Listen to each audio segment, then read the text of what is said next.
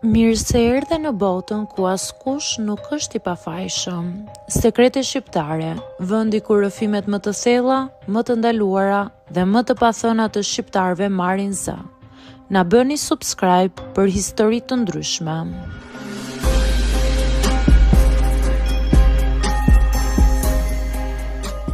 Jam 45 vjeçe dhe jetoj në fshat që kur kam lindur.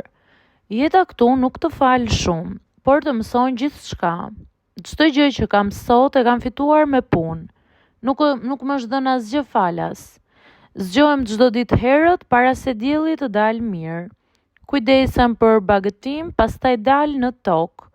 Kam mësuar të bëj gjithçka vetë, të mbjell, të korr, të mbledh, të mbaj shtëpinë.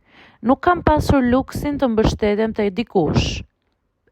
Kam qenë e martuar dikur, por ajo histori nuk përfundoi siç e kisha menduar.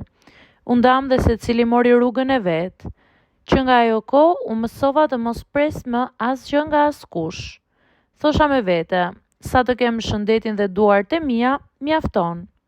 Por e vërteta është që lodhja nuk është vetëm në trup, është edhe në shpirt. Dhe kjo lodhje nuk largohet lehtë. Ishte fillimi i verës kur ndodhi ajo që nuk e harroj. Kisha mbjell jonxhën dhe kishte ardhur koha për ta mbledhur. Është një nga ato punë që kërkon shumë fuqi dhe durim. Atë ditë isha vetëm. Të gjithë kishin punët e tyre dhe nuk kisha këtë thërisja për ndihmë. Mendova se doja dilja vetë si gjithmonë, por dielli ishte i fortë. Toka e thatë dhe puna më e rëndë se sa e kisha parashikuar. Orët kalonin dhe unë po lodhesha gjithnjë e më shumë. Duart më ishin bërë të rënda, shpina më dhemte dhe fryma më merrej. Në një moment u ula në tokë.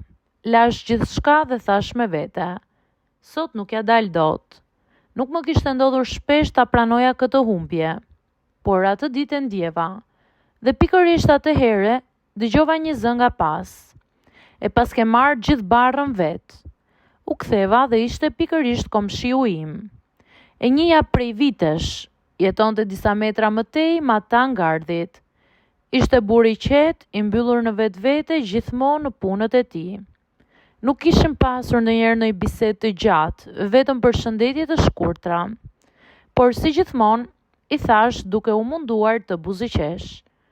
Ai më pa për disa sekonda. A të ndihmoj pak? Më tha. Nuk e di pse, por për një moment hezitova. Ndoshta nga zakoni për të bërë gjithçka vetë. Ndoshta nga krenaria, por pastaj thash, po nëse s'të prish punë, nder më bën. Ai nuk foli më, mori veglat dhe filloi punën. Ajo që më bëri përshtypje ishte qetësia e tij. Nuk fliste shumë, nuk bënte zhurmë, por punonte me një ritëm të saktë dhe të qëndrueshëm. Brenda pak kohe, puna që më dukej e pamundur filloi të marrë formë. U ngrita dhe fillova të punoja bashkë me të. Fillimisht në heshtje, pastaj me pak fjalë. Më pyeti për bagëtin, për tokën, për vitin si kishte shkuar. Unë e pyeta për të. Më tregoi që jetonte vetëm prej kohësh, puna ishte e vetmja gjë që e mbante të zënë. Nuk i pëlqente shumë të fliste, por i pëlqente të ndihmonte. Nuk e di si ndodhi, por u ndjeva me fat. U ndjeva dhe shumë rehat. Sikur nuk isha nevojë të shtiresha. Ai më kuptonte për shumë fjalë. Kur mbaruam, dielli po perëndonte. Pash fushën dhe nuk e besoja që kishim bërë gjitha të punë.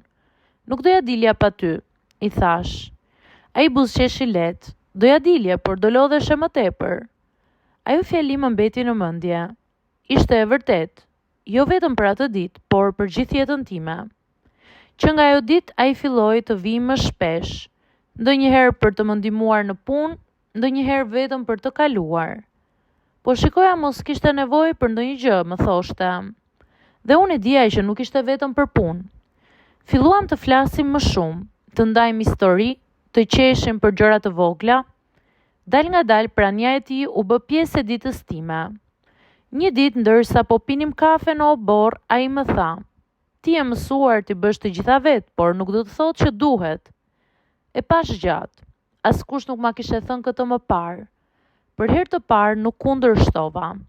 Thellë brenda meje isha lodhur duke qenë gjithmonë e fortë. me të nuk kisha nevojë të isha. Nuk ishte një dashuri që shpërtheu me një herë. Ishte diçka që u rrit ngadalë.